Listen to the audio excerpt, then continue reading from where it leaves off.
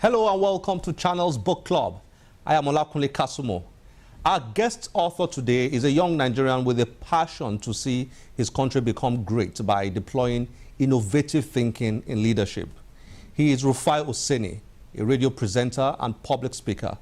Rufai is the author of 3 thought-provoking books, including this one titled Eureka. Eureka is an inspiring tale of national and individual aspirations actualized through innovation and application of global best practices in leadership. Can Nigeria turn its dismal economic situation around? Are there lessons Nigeria can learn from history and from other countries to realize its immense potential? How can Nigeria experience real economic and political transformation? These and many other questions are addressed by Rufai Oseni in his book, Eureka. Our focus is on the book, and its author joins us for a review. Enjoy it.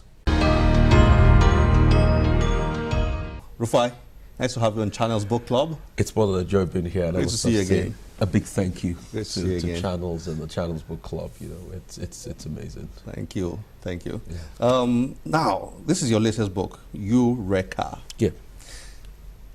You seem to be on a mission to fix this country in your own way.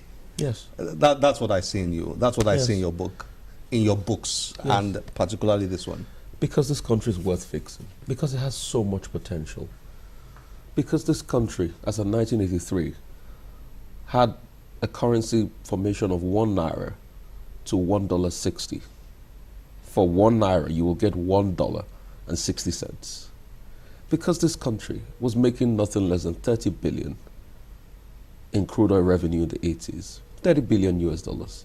Because this country, as of 1970, the leader of this country, Yakubu Gowon, said the problem is not money, but how to spend it.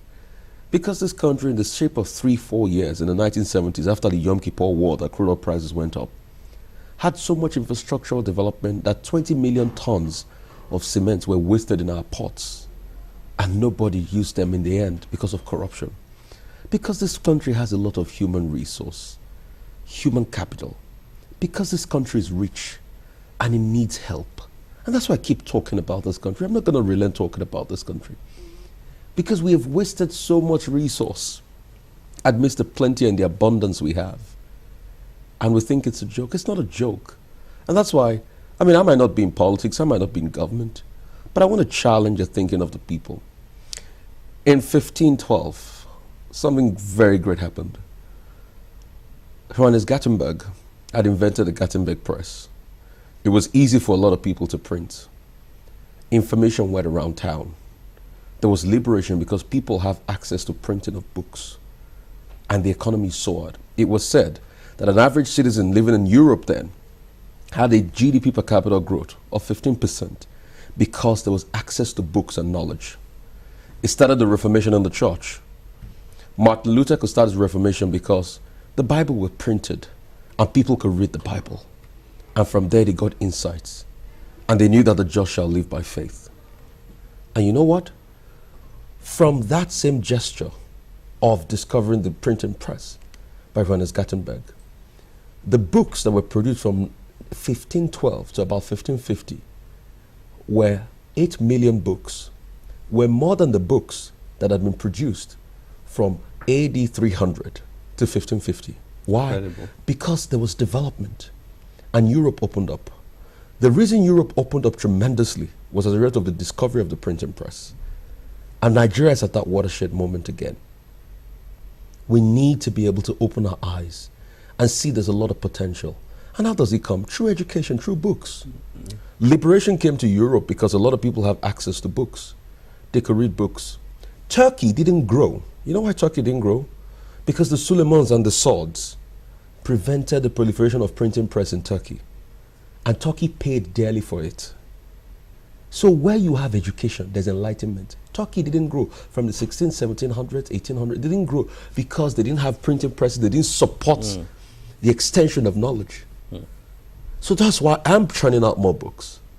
I'm churning out things other countries are doing. I want Nigerians to read them. I mean, a lot of people say Nigerians don't read. But I know this message will go, and that's why I have an app for this book.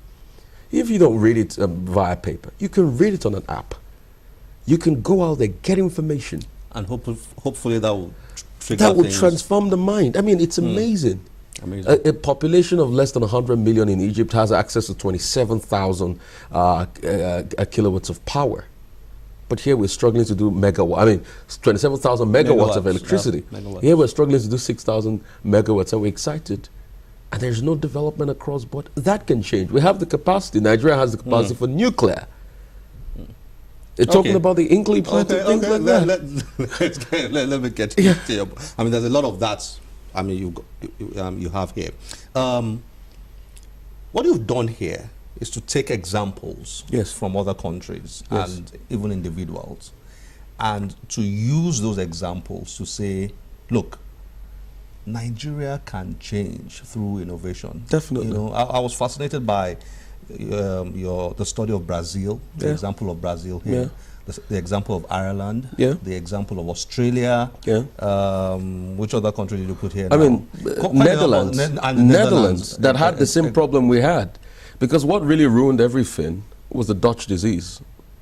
In the 70s, that was when we had leaders made pronouncement like, the problem is not money but how to spend. It was Dutch disease because obviously we're not producing again. Throughout the 50s, 60s, we're churning out a lot in agriculture. We're making some, good income. But crude oil came, there was a proliferation. We saw that, we could import without producing. So Holland too went through that. In 59, discovered oil in Rodenburg in Holland. And what happened?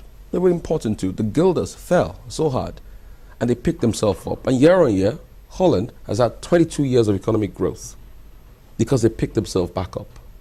So now we need to sit back and say to ourselves, we need to make this country work. You're basically saying we need to learn from this country. We need to learn from this country. The examples are all over the place. Singapore is another one. Lee Kuan Yew, see what he did. Lee Kuan Yew and Dr. Erasmus. Erasmus was the one that really pioneered the developmental growth. He said, you know what, we have a zero-sum game. Everything was dire, was very bad. Was very, very bad for Singapore. Was very bad. Situation was critical. The foreign deposit they had in the UK